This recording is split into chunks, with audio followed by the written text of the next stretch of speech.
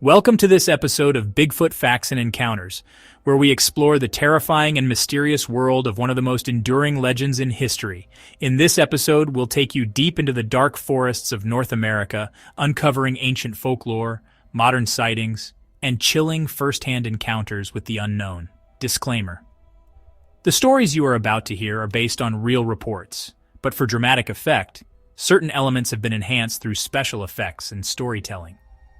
While the details remain rooted in eyewitness accounts, the dramatization is meant to bring these eerie experiences to life. Invitation to the unknown. So sit back, turn down the lights, and prepare yourself for a journey into the unknown, where something massive walks among the trees. And sometimes, it gets too close.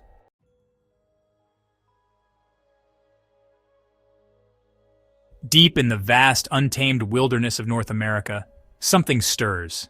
A shadow moves between the trees, its massive form barely visible in the dim light of dawn. The forest holds its breath. A snap of a branch echoes through the stillness. And then, nothing. Just silence, as if the creature, whatever it was never there. The many names of Bigfoot. For centuries, stories of giant, hairy creatures have emerged from the depths of the wild. Some call them wild men. Others believe they are an undiscovered species. But to most of the world, this creature has one name: Bigfoot. The enduring mystery legends of an enormous bipedal being stretch across cultures, from the misty forests of the Pacific Northwest to the icy tundras of Siberia. Thousands of people claim to have seen it. Some say they've heard its eerie, bone-chilling howls. Others have found enormous footprints left behind in the mud. Yet despite the stories, the sightings, and the countless investigations, no definitive proof has ever been found. Is Bigfoot real? Or is it a figment of human imagination, a legend woven from ancient fears of the unknown? Today, we embark on a journey into the past, through history, folklore, and modern evidence, to uncover the truth about one of the world's greatest mysteries.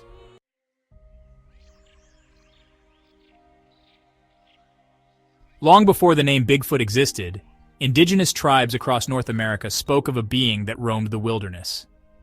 To some, it was a guardian of the land, an ancient protector of nature. To others, it was something more sinister, a creature that lurked in the shadows, watching, waiting. Names across cultures.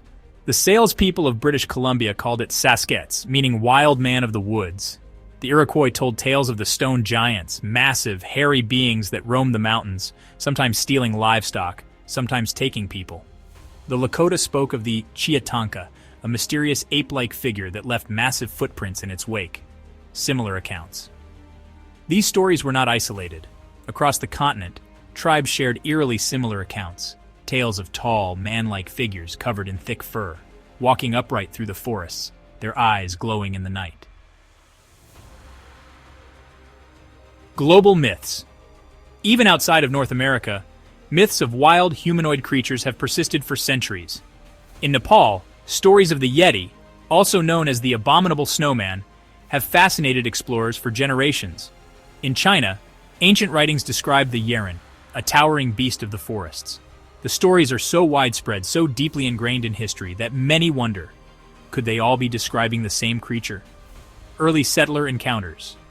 Then, as European settlers arrived in North America, they too began recording encounters with something large, something unknown. Newspaper report. In 1818, a newspaper in Exeter, New York, published a report of a massive, hairy creature seen walking near a wooded area. The witness described it as a giant covered in dark hair, taller than any man, with eyes that glowed like embers in the night. Miners and trappers. In the mid-1800s, miners and trappers working in the remote forests of the Pacific Northwest spoke of encountering creatures unlike anything they had ever seen. In one account, a group of men reported finding enormous footprints in the snow, stretching for miles along a frozen riverbank. The prints were deep, indicating incredible weight and far too large to belong to any known animal. The legend takes hold. As these stories spread, curiosity grew. But it wasn't until the 20th century that the legend of Bigfoot truly took hold.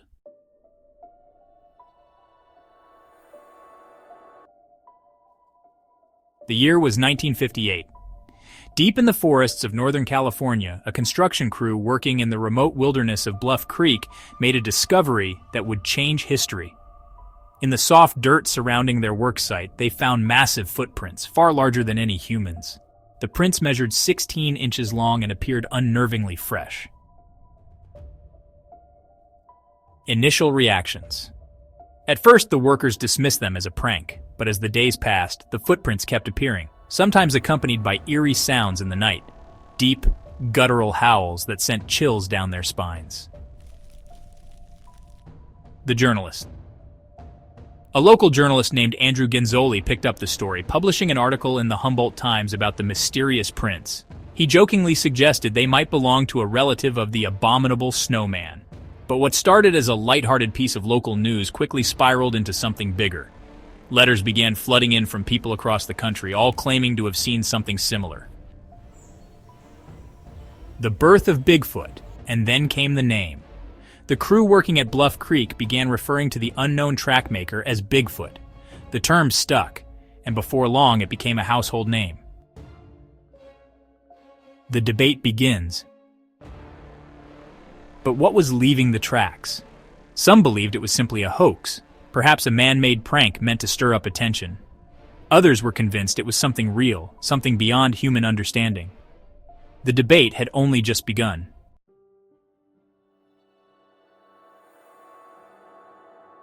Nine years later, in 1967, the most famous piece of Bigfoot evidence in history was captured on film. Roger Patterson and Bob Gimlin were horseback riding near Bluff Creek, the same area where the mysterious tracks had been found. Patterson had long been fascinated by the legend of Bigfoot, and he carried a camera with him, just in case.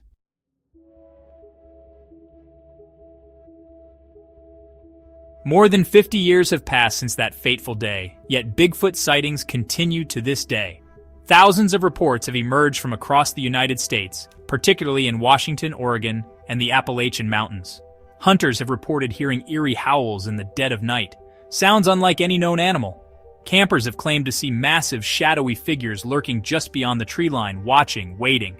Hikers have stumbled upon enormous footprints in the mud, their size and depth far beyond human capabilities.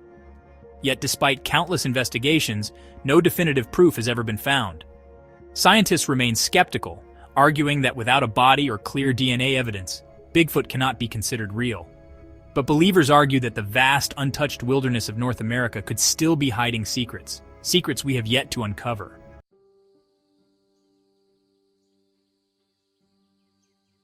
For decades, the Sierra Nevada mountains have been a hotspot for Bigfoot sightings. Towering peaks, dense forests, and remote valleys create the perfect environment for something large and undiscovered to remain hidden. But in the 1980s, two encounters sent chills down the spines of those who dared to venture into these woods, encounters that remain unexplained to this day.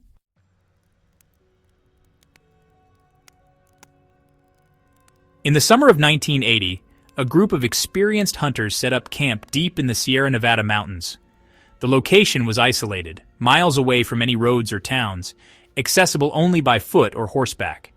They had been hunting in this area for years, but this trip would be unlike any other. On their second night, strange sounds echoed through the trees. Deep, guttural grunts, unlike any known animal.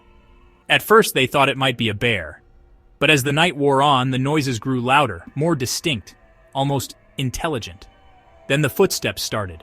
Heavy, deliberate steps circled their campsite, slow and measured, as if whatever was out there was studying them. The men grabbed their rifles, their campfire casting eerie shadows against the towering pines. And then they heard it, a terrifying, inhuman scream that sent shivers down their spines. It was deafening, primal, something they had never heard before. It seemed to come from multiple directions at once, as if more than one creature was surrounding them. Then, the footsteps changed. Whatever was out there started running, charging toward the camp. The men fired their weapons into the darkness, hoping to scare off whatever was approaching. But just as suddenly as the chaos began, it stopped. Silence fell over the forest. No more footsteps, no more screams, just the crackling of their fire and the pounding of their own hearts.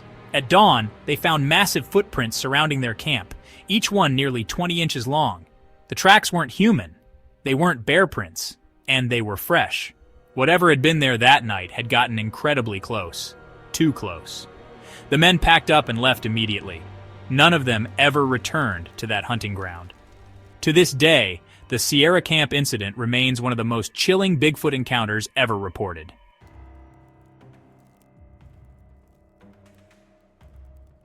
In February of 1986, a lone backpacker named Daniel Whitaker set out for a solo winter trek through the Sierra Nevada. An experienced outdoorsman, he had planned a week-long journey through the snowy mountains, seeking solitude and adventure. But on his fourth night, he realized he was not alone. As he sat by his small fire, sipping coffee and listening to the crackling embers, he became aware of an odd silence that had fallen over the woods. The wind had stopped. The usual rustling of nocturnal animals was gone. It was as if the entire forest was holding its breath. Then he saw them. A pair of glowing red eyes, staring at him from the darkness beyond his campfire. They were high, at least 7 feet off the ground. The eyes didn't blink. They just watched. Daniel froze, his breath visible in the frigid air. Slowly he reached for his flashlight and shined it toward the eyes. The moment the beam landed, the creature let out a low, rumbling growl, so deep he could feel it in his chest. The silhouette was massive, broad shoulders, long arms, a head slightly conical in shape. Then it moved. The figure stepped back into the darkness, vanishing beyond the firelight. For hours Daniel sat motionless, gripping his hunting knife, listening to the heavy, deliberate footsteps circling his campsite. Every now and then he heard low grunts, as if whatever was out there was communicating with something else, something he couldn't see. He barely slept that night, and when the first light of dawn crept through the trees, he wasted no time packing his gear and heading back down the trail. But even as he descended the mountain, he couldn't shake the feeling of being followed. Every so often, he would stop and listen, only to hear faint, distant footsteps mirroring his own. It wasn't until he reached his car, hours later, exhausted and on edge, that the feeling finally lifted. Daniel never returned to the Sierra Nevada, and to this day, he refuses to camp alone ever again.